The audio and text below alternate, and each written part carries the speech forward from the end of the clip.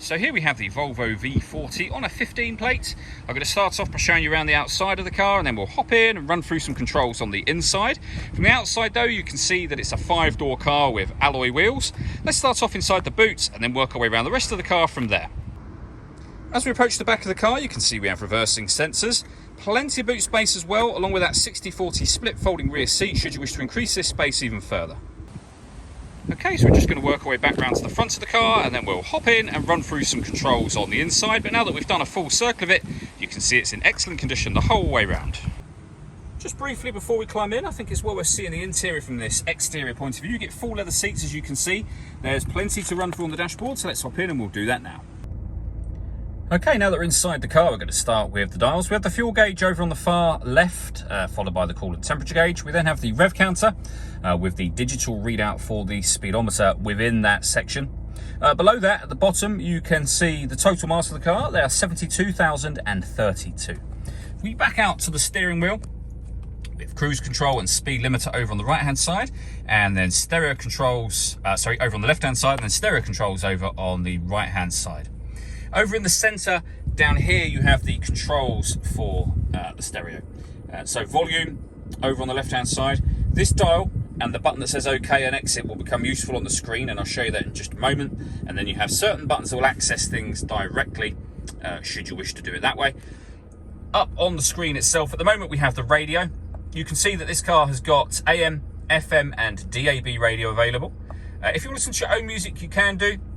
And there's a few ways of doing that. USB input, iPod input, it's got its own hard disk drive, so you can save music to that, and Bluetooth audio as well, so that once you pair your phone, you'll be able to stream your music wirelessly as well as making and receiving phone calls.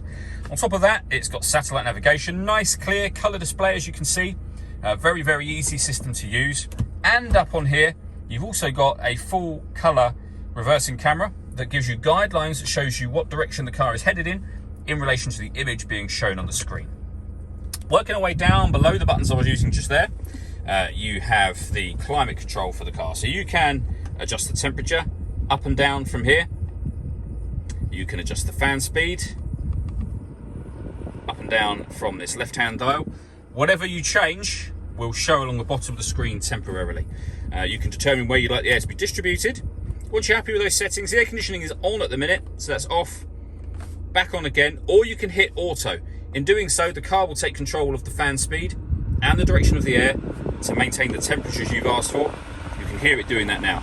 Any manual adjustment will override that straight away for you. Down the bottom here, you can turn the parking sensors on and off. We have a forward collision warning system, a lane departure warning system, and this car has the ability to parallel park itself, so it has autonomous parking. You can see it showing on screen just there. Just press that button, drive along, it will show you when you've got a space that's big enough, and it will tell you what to do from there. It will do the steering for you. Really, really clever system.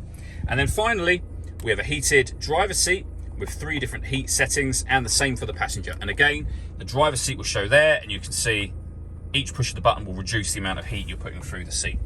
And then finally, we have a 6-speed manual gearbox. The last thing I want to mention briefly is the panoramic glass roof on this car. You have a sunblind that you can open up, and with that fully open, you'll see that it lets in a huge amount of extra light to the cabin area. All that leaves me to say is thank you for taking the time to watch this video. If you'd like to come and see the car in person and have a test drive, please feel free to give us a call here at Glenbourne's. We'd love to hear from you soon.